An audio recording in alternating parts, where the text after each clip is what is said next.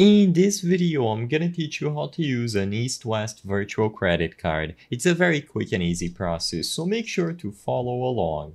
If you were approved for an Eastwest Platinum MasterCard virtual card, you will have access to this feature when you go over to your accounts inside of the latest version of the mobile app.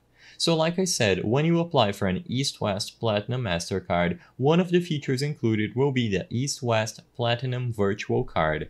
The virtual card can be used for online transactions, and it makes the process much more secure and convenient. It is disposable, so after a use, you can always generate a new one as necessary, and in order to access it, you must use the latest version of the mobile app.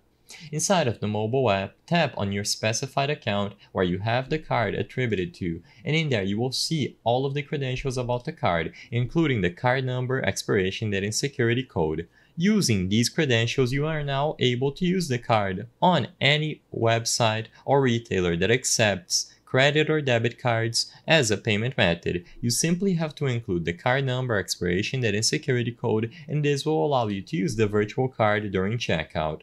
Alternatively, you can also copy these details and manually enter the card into a digital wallet, for example, the Apple Wallet, so you can pay with Apple Pay or pay contactlessly on physical locations, or to a Google Wallet, so you can use Google Pay to do the same features. As long as you copy the card number, expiration date, and security code from the virtual card that was issued by you from Eastwest, you will be able to use it for online or in-store purchases if you add the card to a digital wallet.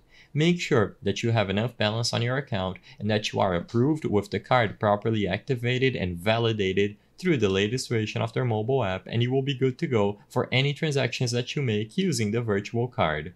I hope I was able to help you on how to use Eastwest Virtual Credit Card. If this video helped you, please be sure to leave a like and subscribe for more quick and easy tips. Thank you for watching.